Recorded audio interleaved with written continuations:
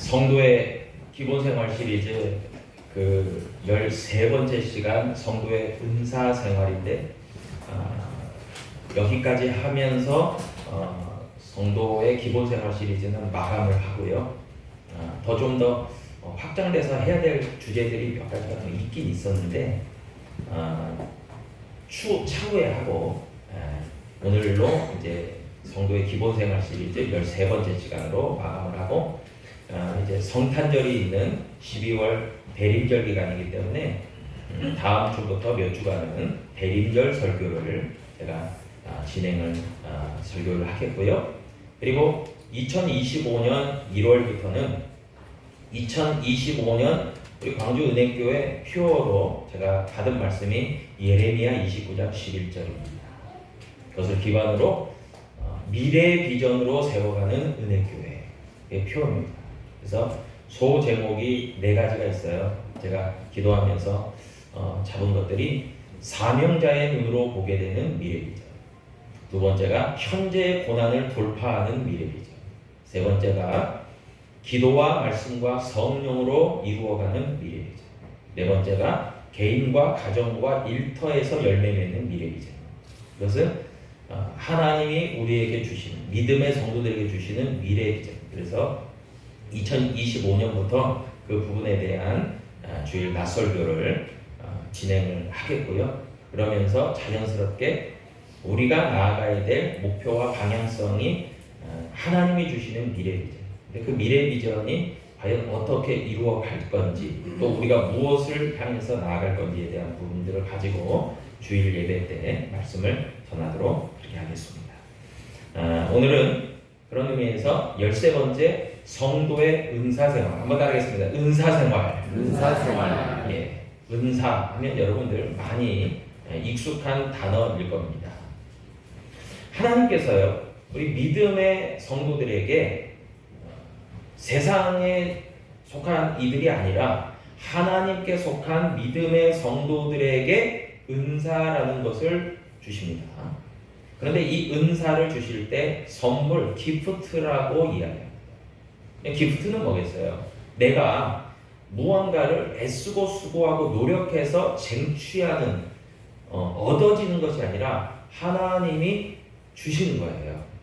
하나님이 부어주시는 것. 하나님만이 하나님의 능력으로 주실 수 있는 게 은사예요. 선물입니다.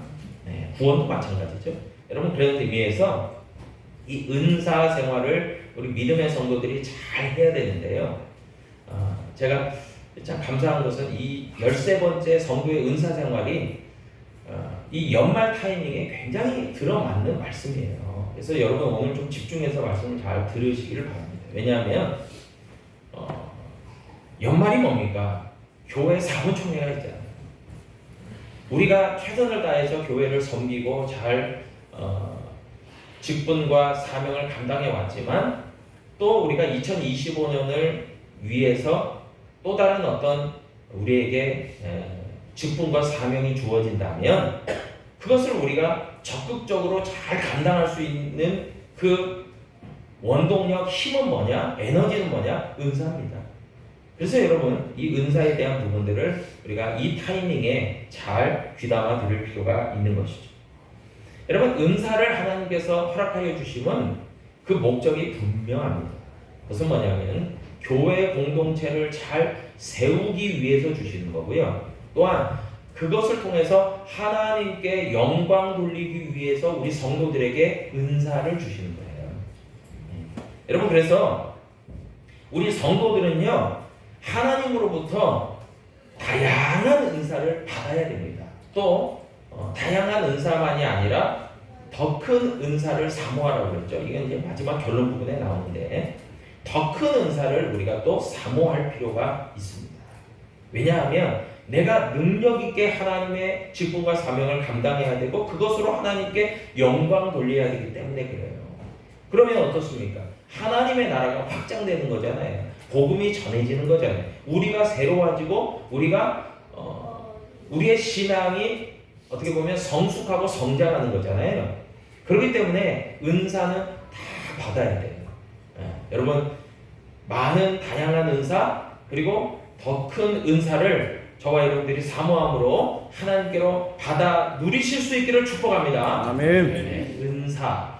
여러분 그런 의미에서 은사를 좀 구체적으로 이야기를 드려보겠습니다. 여러분 은사하면 원어로 헬라어로 카리스마. 어떤 분들을 보면 저 사람은 굉장히 카리스마 있게 보여. 여러분 그런 의미로 우리가 생각할 때 여러분 카리스마가 뭐예요? 약간 상당히 좀 특징이 분명하고 저 사람은 성격이 확실할 것 같고 여러분 좀 리더십도 있을 것 같고 그런 사람은 좀 카리스마 있게 보인다 그러는데 원래는요 이 카리스마가 하나님의 은사를 얘기하는 말입니다. 카리스마. 그런데 이 카리스마라는 말은 어디로부터 기원이 되냐면 카리스라는 말에서 기원이 돼요. 그런데 이 카리스는 뭐냐면 은혜입니다. 그래서 여러분 적어도 은혜교회 성도입니다 하면은 이 카리스와 카리스마를 다 하나님께로부터 받아서 충분히 누려야 자격이 있는 거 아니겠어요? 아멘. 아멘. 여러분 옆에 분에게 그렇게 이야기했습니다. 카리스와 카리스마를 누리시기를 바랍니다. 그렇게 인사하겠습니다. 하지만 카리스와 카리스마를 충분히 누리시기를 바랍니다. 아멘. 은혜교회 성도들은 적어도 서장로님 그러죠. 서장로님이 하셨습니다. 여러분 은혜, 카리스, 은사, 카리스마. 여러분 그것들을 우리가 받아 누려야 돼요. 그런데 이렇게 하나님의 은혜로 주어진 카리스로부터 비롯된 카리스마, 이 은사는요 우리에게 선물로 주어졌다 그랬어요. 그런데 이것은 하나님의 교회와 믿음의 성도들이 하나님의 사명을 잘 감당하도록 부어주시는 특별한 은혜이자 능력이에요. 그리고 그 능력을 통해서 여러분 하나님께 영광이 되고 하나님 나라가 확장되는 거예요. 여러분 분명한 목적이 있습니다. 목적이 있게 우리에게 주시는 거예요. 그냥 하나님이 그냥 너 그냥 이거 원하니? 그래 알아서 가져가. 이게 아니에요. 하나님도 다 계획이 있어요. 다 분명한 목적이 있으세요. 그래서 골고루 은사를 주시는 거예요. 여러분 고린도전서 12장 4절로 6절에 보니까요. 그런 의미에서 은사는요 다양합니다. 다양성이 있습니다. 그래서 여러 가지 은사가 있는 거예요. 그리고 직분도 마찬가지겠죠. 사역도 마찬가지일 거예요. 그런데 특징이 있습니다. 은사는 다양한데 그것을 주시는 주가 되시는 성령 하나님, 그것을 이루시는 하나님은 동일하신 분이에요. 아멘. 아멘. 그래서 출처는 같아요. 은사는 다양한데 은사는 여러 가지로 다양한데 그것을 주시는 분은 같은 분이에요. 성령 하나님, 주가 되시는 하나님이 주시는 거예요. 그리고 그래서 저와 여러분들이 정말 분명히 고백해야 될 부분들이 있습니다. 그것은 뭐냐면 나에 맞는 은사와 직분과 사명을 주시는 분은 하나님 아버지다. 아멘. 아멘. 여러분 그거에 대한 분명한 신앙의 고백이 있어요. 은사와 직분과 사명은 하나님이 나에게 주셨다. 나에게 알맞게 주셨다. 그것을 고백해야 돼요. 여러분 또한 고린도전서 4장 8절로 10절에 보니까 또한 다양한 은사들에 대한 설명이 나오고 있습니다. 그래서 지혜의 말씀, 지식의 말씀, 믿음, 병 고치는 은사, 능력 행함, 예언, 통역, 방언 여러 가지가 나오고 있습니다. 우리가 조금 구체적으로 다양한 은사를 좀 이해할 필요가 있는데요. 좀 살펴보면 여러분 고린도전서에 나오는 지혜의 말씀의 은사는 뭘까요? 지혜의 은사. 여러분 이것은 구약에서 보면 구체적으로 지혜의 왕이었던 솔로몬이 받은 거예요. 하나님께. 여러분 하나님께서 솔로몬에게 지혜의 은사를 주셨어요. 그래서 저가 지혜로운 재판을 하게 됩니다. 그렇기 때문에 이 지혜의 은사는 인간의 지식이 아니에요. 인간의 지식 학습이 아니에요. 내가 배워서 되는 게 아니에요. 하나님이 주시는 거, 은사로, 선물로. 그래서 이것은 하나님이 주시는 특별한 지혜를 가르칩니다. 그래서 그것을 받은 사람들은 하나님의 뜻을 발견하게 되고 이해하게 되고 그것을 통해서 다른 사람들을 이롭게 하고 섬기는 거예요. 그래서 지혜의 말씀을 받았다. 그러면은 하나님이 나에게 지혜를 주세요. 이게 어떻게 보면 분별력하고도 비슷한데 연결되는데 어떤 일을 정확하게 하나님의 뜻이라고 구별하고 판단하고 그리고 다른 사람들을 잘 섬길 수 있는 지혜의 은사가 있는 거죠. 그걸 성령 하나님이 주신 거예요. 두 번째가요, 지식의 말씀이라고 했습니다. 여러분, 지혜와 좀 비슷한 것 같은데 다른 부분이 있습니다. 뭐냐면 지식의 말씀이라는 것은 우리에게 주신 성경, 하나님의 말씀인 성경, 진리의 말씀들을 잘 깨닫게 되는 은사가 지식의 말씀입니다. 그래서 하나님의 말씀을 잘 이해하고 해석하고 삶 가운데 적용하는 은사가 지식의 말씀의 은사예요. 여러분, 이런 은사 굉장히 좋은 것 아니겠습니까? 여러분, 또한 믿음의 은사라는 게 있습니다. 여러분, 믿음도요 여러 가지 측면으로 우리가 구별해 볼 수 있습니다. 여러분 잘 아시다시피 이 믿음이 구원이라는 것도 1차적 구원, 2차적 구원이잖아요. 뭐예요? 1차적 구원은 내가 정말 자연인이었는데 예수 그리스도를 구주로 영접하고 믿으면서 내가 하나님의 자녀된 구원받았다. 이 구원의 1차적 내가 하나님의 자녀된 구원이 1차적 구원이에요. 2차적 구원은 뭡니까? 하나님의 사람으로 성화되어가는 과정, 완전한 믿음으로 세워져가는 그게 2차적 구원이에요. 그런 것처럼 믿음도요 두 가지로 나눠집니다. 그래서 이 믿음의 은사는 어떤 것을 이야기하냐? 여러분, 믿음이라고 하는 것은 성도들에게 굉장히 중요하고 필수적인 요소예요. 그런데 일반적 믿음이 있습니다. 그것은 뭐냐면 예수 그리스도를 내가 주님으로 영접하고 구원받는 믿음이에요. 주 예수를 믿으라. 그리하면 너와 내 집이 구원을 얻으리라. 이게 일반적 구원이에요. 일반적 믿음이에요. 여러분, 그런데 이 고린도전서에서 나오는 은사로서의 믿음은 좀 다른 측면입니다. 그것은 뭐냐면 하나님께서 그 사람에게 특별하신 기적과 능력을 행하게 주셨어요. 그래서 그것을 경험하고 난 다음에 다른 사람은 소유하지 못한 특별한 은혜 가운데서 내가 하나님을 믿게 되어져요. 이게 은사로서의 믿음입니다. 여러분, 근데 은사로서의 믿음을 가진 분들이 받은 분들은 어떤 특징이 있을까요? 진짜 돌 같은 믿음이 되는 거죠. 강철 같은 믿음이 되는 거죠. 굳건한 믿음이 되는 거죠. 흔들리지 않죠. 여러분, 그런 강력함이 있는 은사로서의 믿음이 있습니다. 여러분, 또한 능력 행함이라고 했어요. 여러분, 능력 행함은 우리의 노력이 아닌 하나님의 절대적이고 초자연적이고 초월적인 능력으로 내가 무엇인가를 하는 거예요. 여러분 생각해 보세요.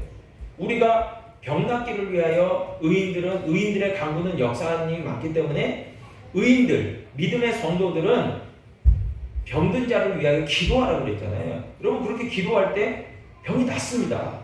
치유의 역사가 나타나요. 그건 내 능력이 아니에요. 하나님의 능력 행함의 은사를 받았기 때문에 그게 이루어진 거예요. 아멘. 아멘.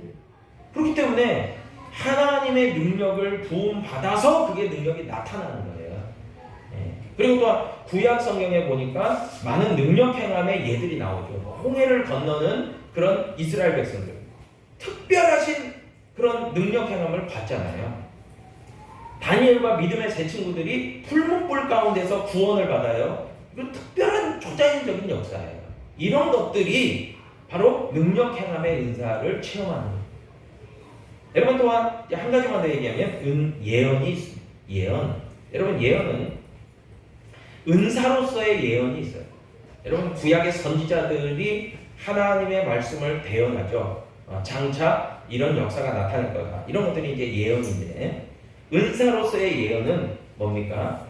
미래에 되어질 일들에 대한 것도 포함이 되지만, 그러나 사술적인 부분, 무당들이 미래에 당신의 앞날은 어떻게 될 거야, 이런 건 다 귀신의 장난이고요. 여러분, 그런 현혹되면 안 됩니다. 그리고 진짜 하나님께서 은사로 예언의 은사를 부어주시는 분들은요, 분명한 특징이 있어요. 그분들은요, 성령의 감동을 받았다 그랬어요. 성경에 보면. 그래서 성령의 충만함을 받은 가운데서 하나님이 그의 입술을 주장하셔서 말씀을 선포하게 하신 거예요. 그래서 예언의 은사는요, 말씀 선포의 은사하고도 굉장히 밀접하게 연관이 됩니다. 여러분, 아무튼 이렇듯 고린도전서에 보니까 여러 가지 은사에 대해서, 다양한 은사에 대해서 설명해주고 있어요. 그런데 특별히 이 마지막에 얘기했던 이 예언의 은사 같은 경우는요, 역시 마찬가지예요. 교회를 세우고 성도들을 세우고 하나님의 일들을 이루어가고 하나님께 영광 돌리는 일에 쓰여져요. 예언도요. 고린도전서 14장 3절에 보니까요, 예언하는 자는 사람에게 말하여 덕을 세우며 권면하며 위로하는 것이요. 여러분, 그래서 예언이 꼭 미래적인 어떤 것을 이야기하는 것을 또 포함이 되지만 덕을 세우고 권면하고 위로하는 것까지 다 포함하니까 그 경계가 상당히 넓은 것이 예언이라고 할 수 있습니다. 여러분, 그래서 예언의 은사를 받은 분들은요, 말씀으로 그 사람을 위로하고 격려하고 하나님의 뜻과 계획을 잘 이해시키고 권면해주고 격려해주는 것이 예언의 은사라는 거예요. 여러분, 그런 걸 놓고 보니까요, 제가 이렇게 말씀을 준비하면서 제가 목회자여서 이렇게 한 가지 한 가지 따져봤어요. 아, 지혜의 말씀, 지식의 말씀, 이 예언의 은사, 병고침의 은사, 다 받고 싶다, 이런 욕심이 생깁니다. 여러분, 그러지 않겠습니까? 여러분 같으면 받고 싶습니까? 안 받고 싶습니까? 받고 싶습니다. 네. 하나님이 주실까요? 안 주실까요? 어떻게 알아요? 네. 하나님은 각자에 맞게 주시겠죠. 네. 근데 더 큰 은사를 사모하라고 그랬죠. 이제 나중에 나옵니다. 여러분, 하나님께서는요, 이처럼요, 다양한 은사를 우리들에게 주십니다. 그리고 우리는 그것을 사모할 필요가 있어요. 아이고, 안 주시면 말고. 여러분, 안 주시면 말고가 아니에요. 여러분, 늘 기도할 때마다 하나님, 내가 하나님의 교회를 세워가고 하나님의 사명을 감당할 수 있는 그 은사를 저에게 주세요 라고 기도할 필요가 있어요. 여러분, 그렇기 때문에 저와 여러분들이 앞으로는 늘 하나님 성령을 통해서 저에게 성령의 은사를 부어주세요, 그렇게 기도할 수 있는 저와 여러분 되기를 바랍니다. 아멘. 네. 그런데 그 성도들이 은사에 갖는 여러 가지 오해와 잘못된 편견이 또한 있습니다. 그 중에 대표적인 것이요, 이런 겁니다. 은사 중에는 큰 것도 있고 작은 것도 있고 중요한 것도 있고 덜 중요한 것도 있다라고 하는 오해와 편견입니다. 여러분, 그것은 굉장히 잘못된 거예요. 그래서 다양한 것이 은사지만 뭐가 덜 중요하고 덜 중요한 게 아니에요. 뭐가 더 좋고 안 좋은 게 아니에요. 다 귀하고 복되고 좋은 거예요. 그래서 하나님께서는요, 로마서 12장 6절에 보니까 우리에게 주신 은혜대로 받은 은사가 각각 다르다 그랬어요. 다 다르죠. 다르니 혹 예언이면 믿음의 분수대로라고 얘기합니다. 여기에서요, 주목해야 될 단어가, 첫 번째 단어가요, 은혜대로라는 말입니다. 은혜대로. 여러분, 하나님께서는요, 하나님의 목적과 계획의 뜻에 합당하게 각자에게, 각각에게 다른 은사를 은혜대로 주십니다. 은혜대로 주십니다. 여러분, 이 은혜대로라는 말을 좀 설명하겠습니다. 여러분, 고린도후서 12장 9절에 보니까요, 하나님께서 말씀하여 주십니다. 나에게 이르시기를 내 은혜가 내게 족하도다. 사도 바울에게 그렇게 하나님 말씀하세요. 이는 내 능력이 약한 데서 온전하여 짐이라 하신다. 그러므로 도리어 크게 기뻐함으로 나의 여러 약한 것들에 대해 자랑하리니 이는 그리스도의 능력이 내게 머물게 하려 함이라. 약할 때 강함 대신 하나님의 은혜를 사도 바울은 체험했죠. 특별히 사도 바울은요, 개인적으로 자신에게 있는 고통의 문제, 그 중에서도 육체의 가시가 있었어요. 그 질병을 놓고 하나님께 3번씩이나 고쳐달라고 간청했던, 기도했던 사람이 사도 바울이에요. 그럴 때에 하나님께서 주신 말씀이 이 말씀이에요. 내 은혜가 내게 족하도다. 아니 하나님 너무하시네.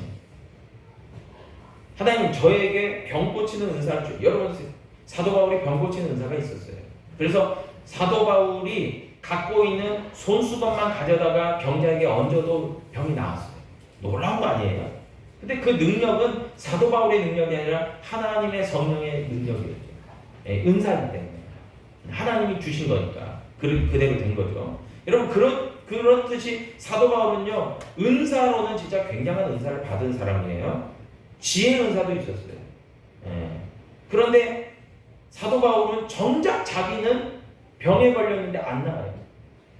근데 하나님께서 내 은혜가 내게 족하다고 그러는 거예요. 좀 서운한 마음이 들지 않겠습니까? 하나님 너무하시네요. 아니 나 좀 이거 좀 고쳐주시면 내가 더 잘 사역할 수 있겠는데 왜 그러시는 거예요? 이렇게 따질 수 있는 마음이 들지 않겠습니까? 그런데 사도 바울이 깨달은 게 있습니다. 왜 안 고쳐주실까? 고린도후서 12장 2절입니다. 여러 계시를 받은 것이 지극히 크므로 너무 자만하지 않게 하시려고 내 육체에 가시 곧 사탄의 사자를 주셨으니 이는 나를 쳐서 너무 자만하지 않게 하려 하시니라. 아멘. 여러분 그래서요 사도 바울이 깨달은 게 있어요. 그것은 뭐냐면 많은 은사를 받아서 행하는 것도 중요하지만 하나님께서 나를 통해서 여러 가지 사명을 감당하게 하시는 놀라운 위대한 사역들을 하는 것도 중요하지만 하나님이 더 중요하게 여기신 게 뭐냐? 은혜를 깨달은 거예요. 은혜를 깨달은 거예요. 은혜가 아니면 나 아무것도 아니구나. 내가 병 고치는 은사가 있는데 정작 내 병도 내가 어떻게 할 수 없는 하나님이 고쳐주셔야 되는, 그런데 하나님이 안 고쳐주실 때에는 그 많은 이유와 사유가 있어요. 너 다 되면 너무 교만해진다. 사도 바울이 행한 그 업적이 어마어마합니다. 한마디로 말하면은 뭐 그냥 상을 싹쓸이 한 거예요. 그러면 너무 교만해지는 거예요. 뭐 나는 뭐 다 돼. 나 같은 사람이 없어. 뭐 이런 거죠. 그런데 하나님께서 그 육체의 가시를 주시니까 그것으로 자만하지 않고 겸손해져요. 그러면서 뭐예요? 온전해져요. 여러분 병이 있는데 온전함을 깨달아요. 그게 뭡니까?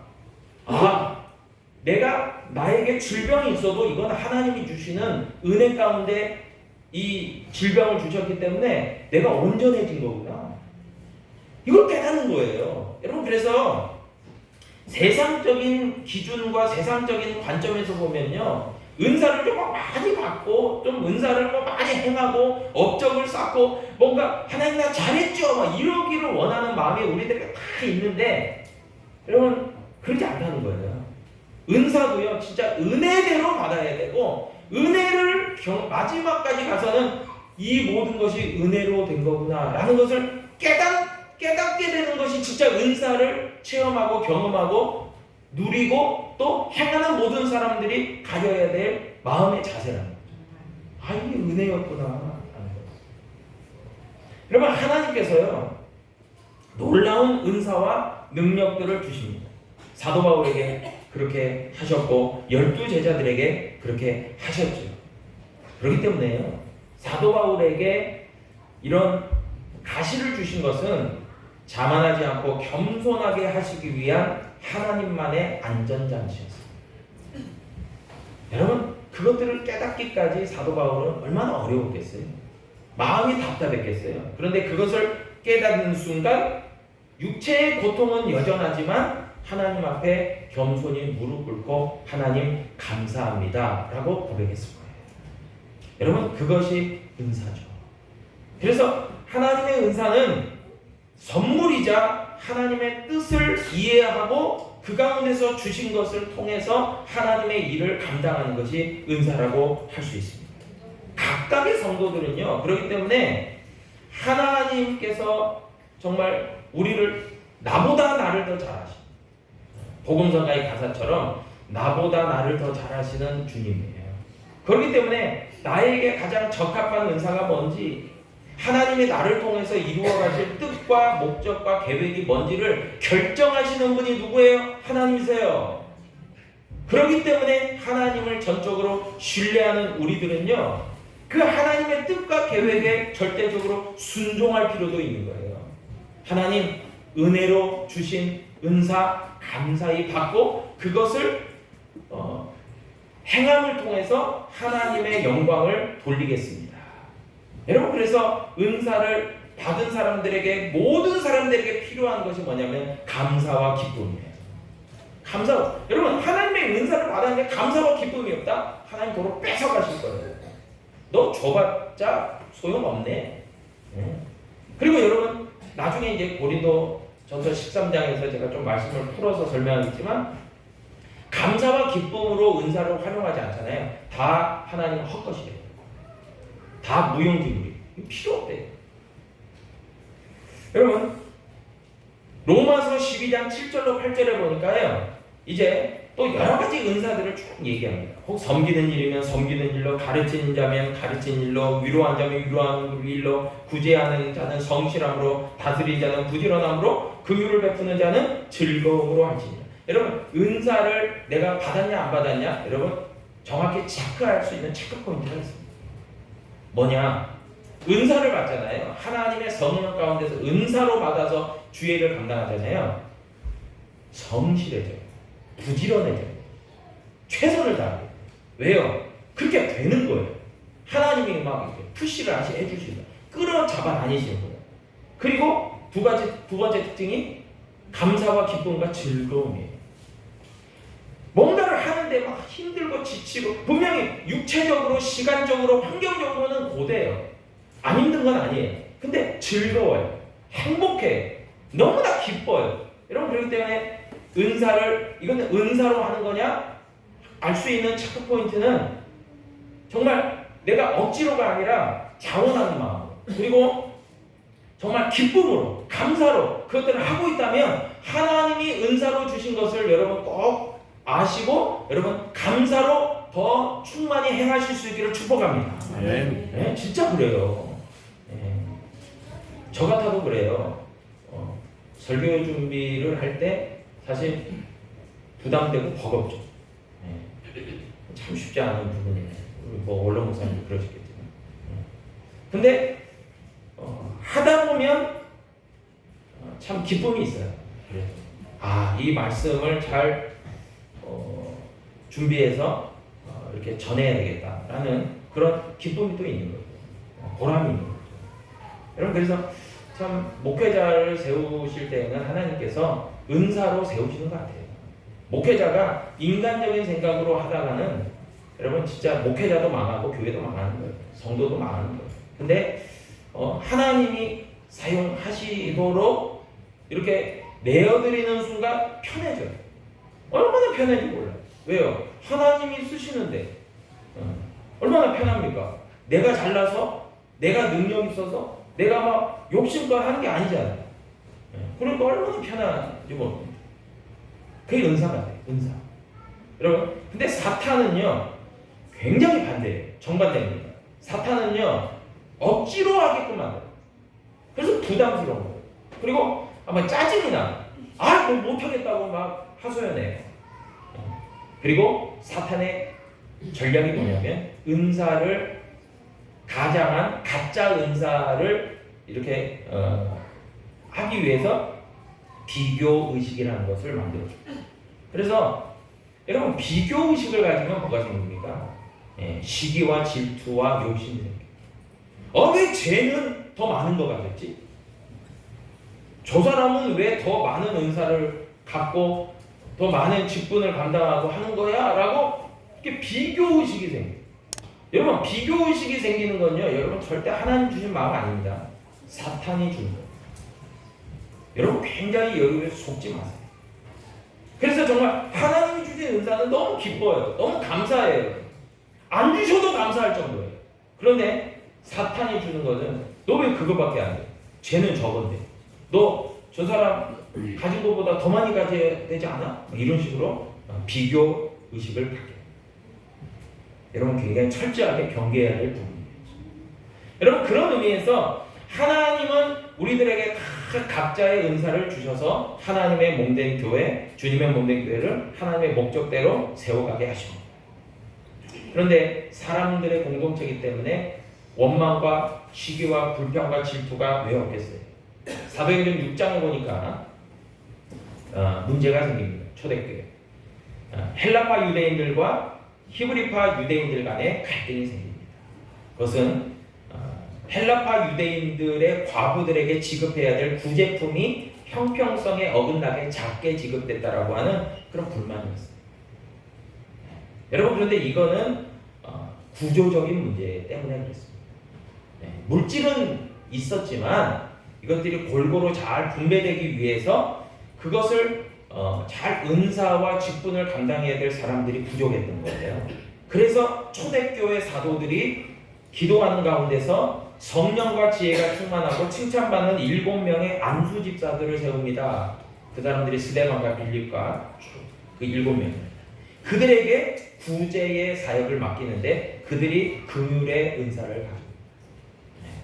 그래서 하나님께서 특별히 그런 다른 사람을 돕고 또 이렇게 구제하고 또 긍휼히 여기는 그런 컴패션의 마음을 주십니다. 긍휼의 은사죠. 여러분 그렇기 때문에 그것들을 가지고 잘 감당해 나가는 거예요. 그럴 때 구조적으로 문제가 생겼지만 초대교회가 문제를 해결하고 더 든든히 서가게 되었다는 거죠. 여러분 그런 의미에서요. 은사와 직분은 상당한 상관관계가 있습니다. 그래서 은사와 직분은 하나님께로 은혜로 받았고 주어진 거지만 직분자를 세워서 그 은사를 잘 활용할 수 있게 기회를 제공해 드리는 것도 교회가 할 일이에요. 초대교회 안수자를 세웠던 것처럼 말이에요. 그래서 하나님께서는요. 은사를 주시고 직분자를 세우게 하시고 그것들을 잘 감당하게 하시는 것입니다. 여러분 마지막으로요. 그런 모든 은사를 활용하는 사명자와 직분자들이 가져야 될 그런 공통된 기본적인 자세가 있어요. 마음의 자세. 그것은요. 겸손함입니다. 빌립보서 2장 유명한 말씀이죠. 3절과 4절입니다. 제가 성경 암송 구절로도 적어놨어요. 주보에. 아무 일에든지 다툼이나 허용으로 하지 말고 오직 겸손한 마음으로 각각 자기보다 남을 낮게 여기고 각각 자기 일을 돌아볼 뿐더러 또한 각각 다른 사람들의 일을 돌아보아 나의 기쁨을 충만하게 하라 말씀입니다. 여러분 하나님의 은사를 활용할 때요 정말 중요한 그런 기본 마음 자세는요 겸손함이다. 내가 어떠한 일을 감당한다고 우쭐대거나 다른 사람을 무시하거나 또 나는 하나님께 이렇게 많은 것을 받았어. 여러분 이렇게 자만하고 교만해서는 안 된다는 거예요. 충분히 어떤 사람은 은사를 많이 받을 수 있어요. 그리고 정말 많은 사역을 감당할 수 있어요. 실력도 뛰어날 수 있어요. 여러분 그런데 그것을 비교하지 말라는 거예요. 왜요? 하나님께서 다 골고루 주셨기 때문에. 작은 것 같지만 하나님 보시기에 작지 않은 게 있어요. 그렇기 때문에 그것을 비교해서 받아들이지 마. 그리고 모든 사람들은 다 겸손한 마음들을 갖고 살아가라 라고 이야기합니다. 여러분 그 중에서 진짜 이제 결론적으로 한 말씀만 드리고 말씀을 정리할 건데 그 중에서 제일 중요한 게 있어요. 이제 결론의 말씀이죠. 여러분 그런 은사와 직분을 잘 활용하면서 더 큰 은사를 사모해야 되는데 그 더 큰 은사는 어디로 딱 결론내려지냐? 사랑의 은사입니다. 그것을 고린도전서 13장이 이야기해주고 있습니다. 고린도전서 13장 13절에서 믿음, 소망, 사랑 이 세 가지는 항상 있을 것인데 그 중에 제일은 사랑이에요. 사랑의 은사. 여러분 하나님이 우리를 사랑하십니다. 예수 그리스도께서 우리를 사랑하시사 십자가를 지셨습니다. 그리고 우리 또한 하나님의 사랑 가운데서 구원함을 받았고 하나님의 사랑을 전하는 자. 사랑의 은사가 최고입니다. 사랑의 은사를 설명하면서 더러는 정말 이런 은사도 가지고 저런 은사도 가지고 정말 많은 일들을 감당해도 사랑이 없으면 울리는 꽹과리와 같고 아무것도 아니다 라고 하나님 말씀하세요. 사랑해. 여러분 철저하게 그렇기 때문에 저와 여러분들이 은사를 사모해야 돼요. 많은 은사를 가지고 잘 섬겨야 돼요. 그런데 그 은사를 세상적인 관점이 아니라 늘 내 은혜가 내게 족하다라는 은혜의 관점을 가지시고, 그리고 또한 하나님의 은혜대로 주신 것에 대해서 누구와도 비교하지 않고 묵묵히 자신의 은사를 잘 감당하는 성실함과 함께 겸손함, 그리고 마지막으로 더 중요한 것은 다른 사람을 사랑하고 또 하나님을 사랑하는 마음 가운데서 그것을 행하는 것. 여러분 그것이 아니면 다 소용없다는 거예요. 많은 열매를 맺는 것 같지만 그것은 자기 자랑이지 하나님 자랑이 아니고 하나님 영광이 아니에요. 많은 것을 이루었는데 다른 사람들은 박수 쳐주지만 그 사람은 마음적으로 공허할 수밖에 없다. 여러분 그런 공허함이 아니라 하나님이 채워주시는 충만함을 가지고 성도의 은사 생활을 충분히 누리고 경험하고 또 하나님께 영광 돌리는 저와 여러분 될 수 있기를 주님의 이름으로 축복합니다. 기도하겠습니다. 아버지 하나님 감사합니다.